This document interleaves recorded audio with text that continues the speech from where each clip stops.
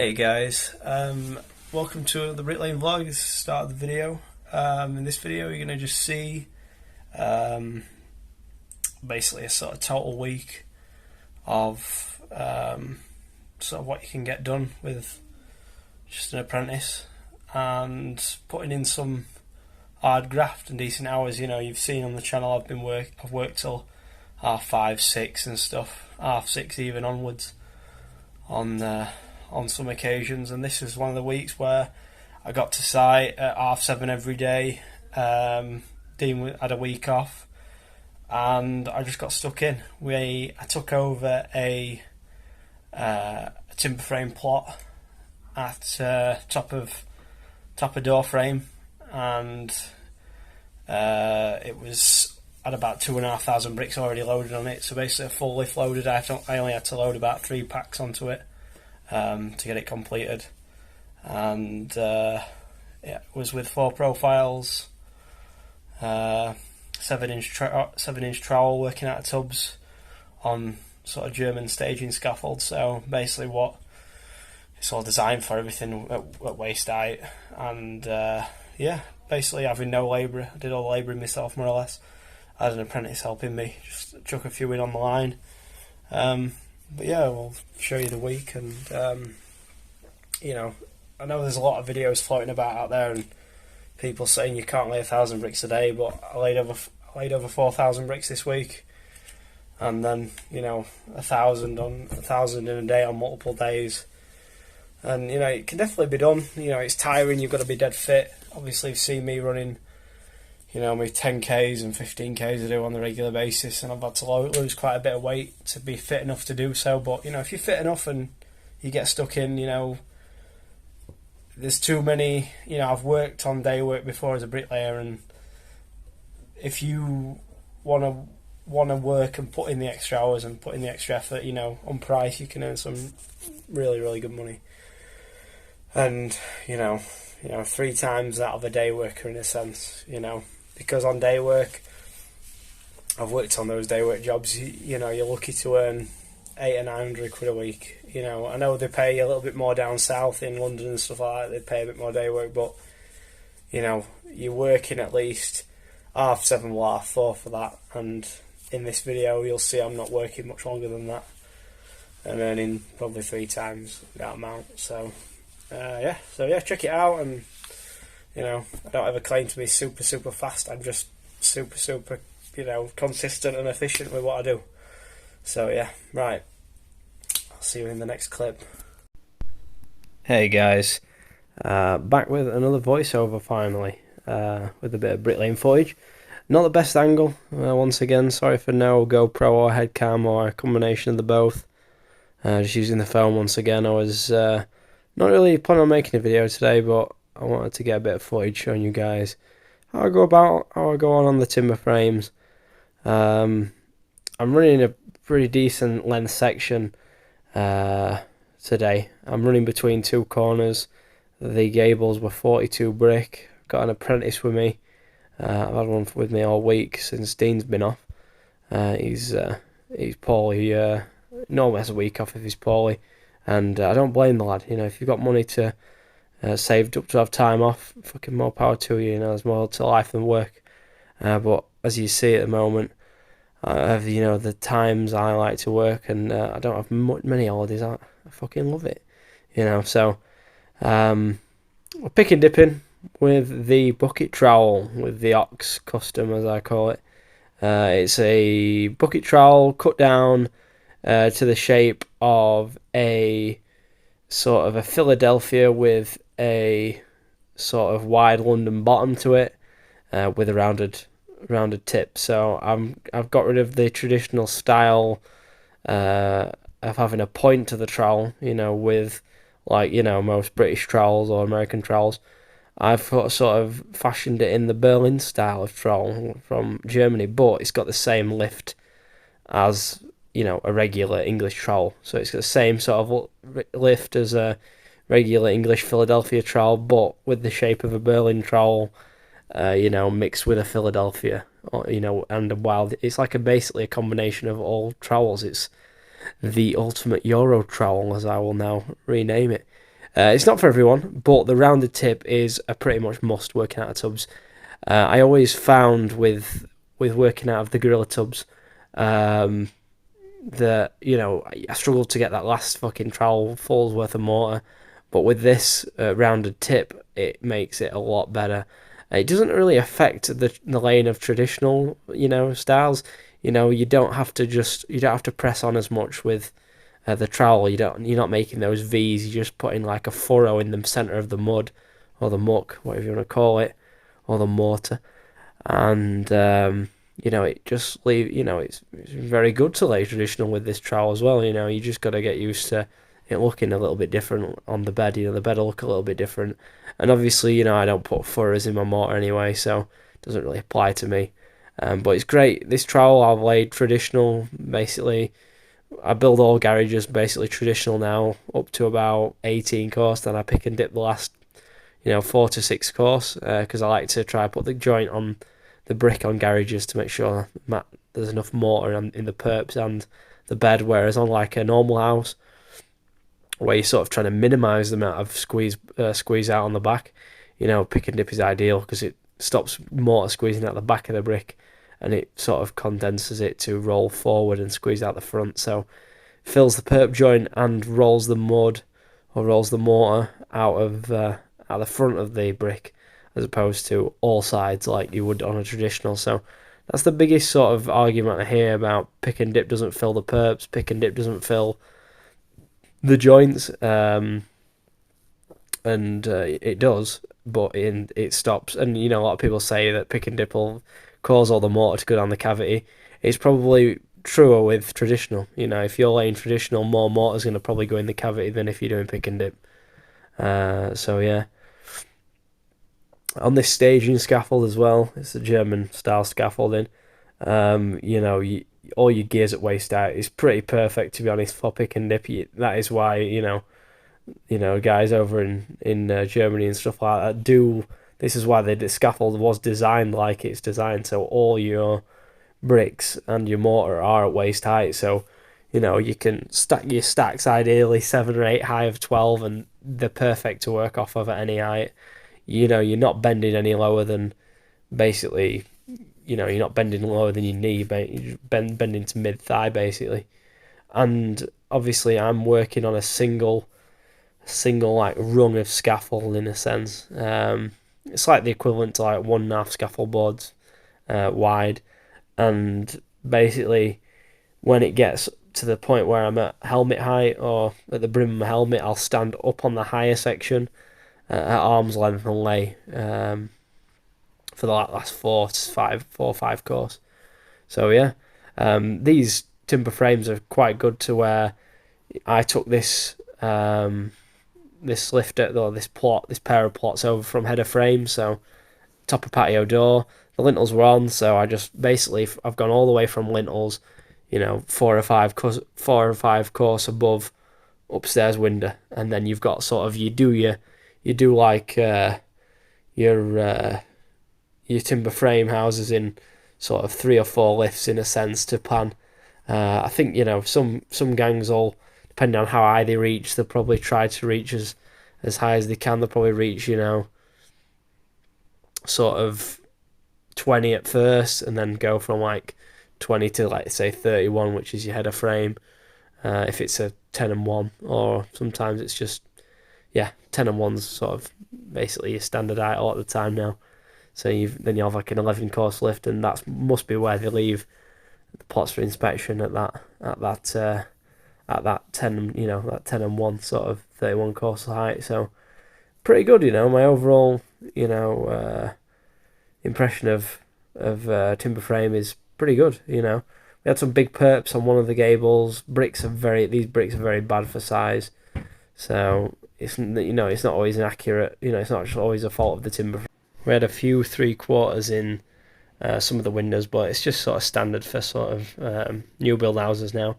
A lot of firms have the drawings set out by an architect that just disregards, brick bonds. So, a lot of the windows won't. A lot of windows and doors now on a lot of housing sites just work half 3/4. It's just the way it is, But these weren't too bad, A lot of these, keep my houses I'm on at the moment, they do a lot of the openings do work brick. Um, it is just finding out, especially finding out the type of brick you're using. Whether, obviously with clay bricks, it's very common that bricks come at different sizes.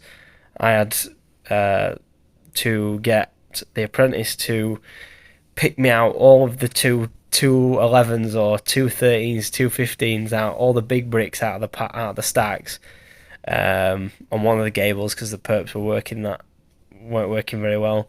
I think some of the splash on some of these timber frames weren't done very well as well. So that's why a lot of the joints worked how they did. But this was the good side. That's why I got footage of this side. This was the better side for joints and whatnot, because the size of perps, the mortar can all slow you down. Like on this day, everything went pretty smooth. Obviously, not having a labourer, I don't have apprentices labouring. That's one of my rules. And the following day when I did the other gable, which I didn't film, the silo was running out, so we had a big massive tub of glue. We had, obviously trying to find sort through all the shuffle all the bricks about to find all the big bricks. It's just one of them. Stuff slows you down on days. So yeah, I hope you guys are enjoying a bit of pick and dip footage. It's undeniable one at a time how quick it is. And this is the first time, and on these specific timber frames, but all the fire socks were pretty much stapled on for you, bar a few that blew off. All the damps were stapled on. All the damps over your lintels were pre-stapled on, and all your profiles were set for you. So you turned up and they had like 3 meter blakes, like sort of freestanding blakes, a bit like the goalpost profiles with the little plate at the bottom where it sits on your brickwork. I tell you what, steel profiles are very, very good. They're heavy, but they're strong, and all my levels I use are magnetic, and that makes setting profiles up dead easy if you can magnetize your level to them. They were using some Rhino build timber top clamps as well, which are fantastic bits of kit. First time using them, and first time using the Blake style profile where where you like the profile sits on the corner of your brick as opposed to against one side of it. So definitely digging the Blake's style of profile. I think I will be investing in some Blakes in the next year or so. I'm a fan of aluminium profiles, as you know. I've used sort of timber setups with aluminiums. The main reason I don't obviously recommend using the timber clamps and stuff, not because they're not any good, is that I just try to carry as least amount of gear as I can. As you see now, I've consolidated my tools into that T-stack 3-box setup, and I just try to carry a handful of levels with me, and those 4 profiles, everything fits in them boxes. And obviously, if I needed timber, I'd have to find timber on a job, and I don't want to have to carry that about with me. I don't want to have to fit a roof rack to the old Renault Capture I'm still racing about in for work. So that's why I'm a big fan of like the Blakes and freestanding types of profiles that all incorporate themselves into by just using one clamp system. But I definitely would look into getting Blakes in the future, because I do like the way that you can joint your corners. There's no taking your profiles off and having to go back and joint corners. I like the fact that the weight of the profiles as well. I like the fact that they don't move. I would probably I did see a gang on this job using Blakes with a top clamp, and it is simulating somewhat what these timber frames are using, and I can see the appeal in it. I can see the appeal in it, even though top clamps aren't the ideal the ideal solution. You want ideally freestanding.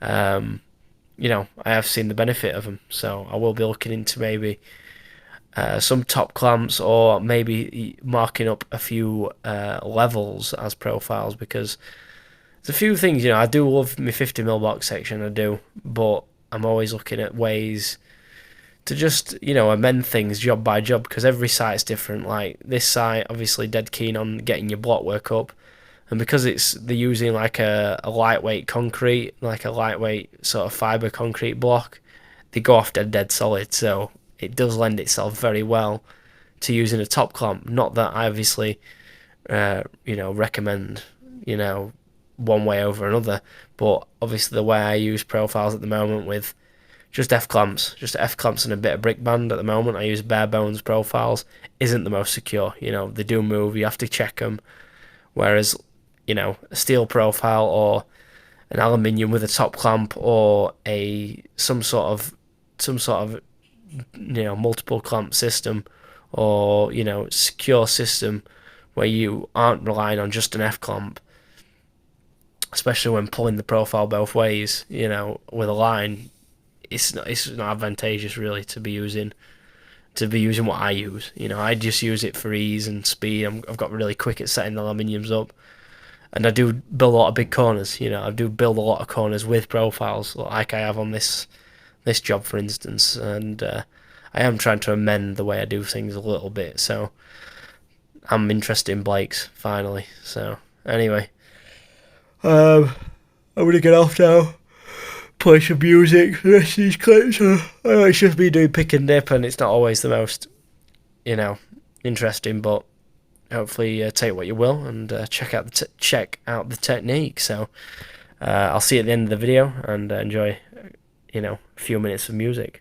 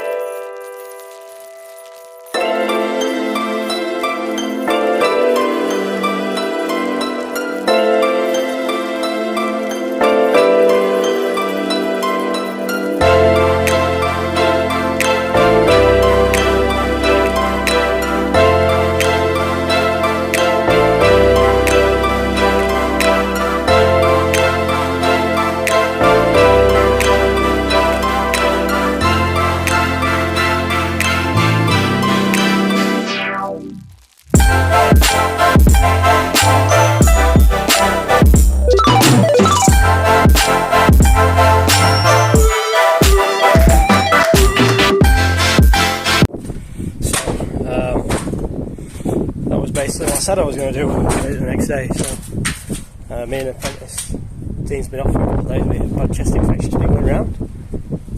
So yeah, we got about 1,080 in today. I'll show you anyway. We built a 26 course corner round the other side, and then we run this middle in, as you can see. I've done it like this because it just makes it a lot easier. The profiles get set on this job, and it comes with your profiles on, everything on. You know, it's probably hard not to make money on these, but you know, I like them. I prefer it because all your gear's at waist height all the time, and yeah, that was 3 tubs of mortar, and probably apprentice laid about 100 bricks, maybe 150 at a push. She was jointing a lot of the time, so that's what it is. But yeah, I'll show you what we're doing tomorrow. I've got all these trays taped on and stapled, etc. They already get put on for you, but you've got to tape them.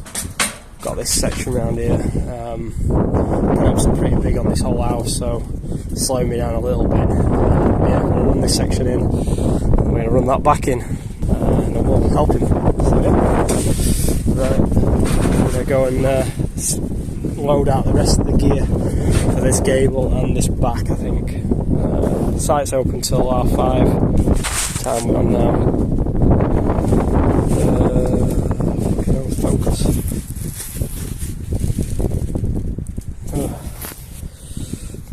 16:45. People rag me for staying late, but you know, if the site's open till that time and you're allowed to work till that time, why fucking not? Because I had 6 weeks off at Christmas, so you know, take that off your fucking what you earn in a day, and it's fucking shit. So right, see you in a bit. So yeah, it's 5:30 now. Back to the old Harry. 5:30. Office hours. So yeah, I've got this nice little section to roll. Perps are massive, but we've got 800 bricks loaded down here. There's only 750 in that, but I allow 50 brick breakage with these bricks. 4 terra dead chippy.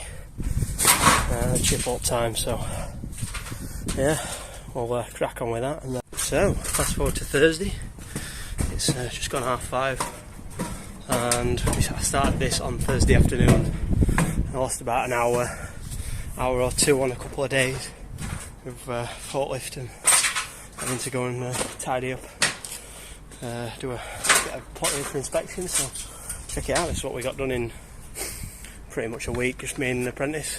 I think she's staying with us for a bit, so happy days. Check it out. So this is the back that we did today. Gable I did yesterday. It's all 26 course eye this. And then we've got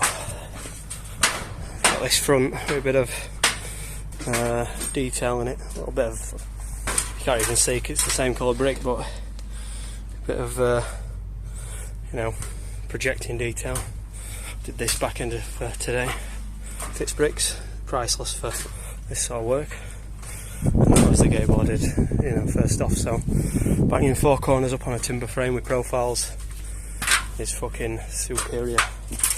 Best way to, you know, get like almost 3 grand's worth of work done in a week. So yeah, right. Just, fucking hell. Let's get off. So yeah, that's the end of the video. I hope everyone enjoyed. It's a bit of an extreme side of what you can do if you're willing to put like 9 hours plus a day in on the trowel, which in any other job that would be considered just normal hours. This is what gets me a lot of the time. People think I do a lot of hours work, but in any, like, say an IT job, doing 45, 50 hours a week is just standard. Whereas a lot of people just think in the building trade you should turn up at 7:30 and go home at 3 o'clock. And, you know, if you're willing to put in sort of the same hours, basically compared, you know, if you put in the same hours as like a professional world job, like a doctor or a, you know, someone, an IT specialist or a programmer, if you put in like professional hours, you're going to earn professional money, especially on the trowel. You know, obviously a lot of sites aren't geared up for you to stay, well, R5. We're lucky on this site, the site manager, you know, puts in some long hours and obviously is working hard as well. because I've had tons of sites have gone on over the years. You've seen on the channel where fucking managers gone at 2:30, sites shut at 3:30, 3:45, and you know you're limited really. You're limited to what you can get done. You know, if you want to stay late, you get basically fucking seen as a nuisance. You know, I've had that a lot of sites where if I'm working late, they're having a go at me. If I'm getting stuff done ahead of, you know, quicker and, you know, trying to keep up with program, they're having a go at me. So I'm very fortunate on this site I'm at now where I can just, you know, obviously sometimes I'm delayed like this week where I'm a man down and I'm going a little bit slower than I would with sort of two of us or three of us. Now we've got an apprentice. But, you know, I'm lucky enough to be able to make up that time by getting there at 7:30, working, you know, I don't have a break anyway, so I work all the way through to like 5:30, you know, putting in them, you add them hours up over a week and you've put like an extra day in to try and keep up, you know, if you're ever a man down or you're ever behind and something needs getting done quicker.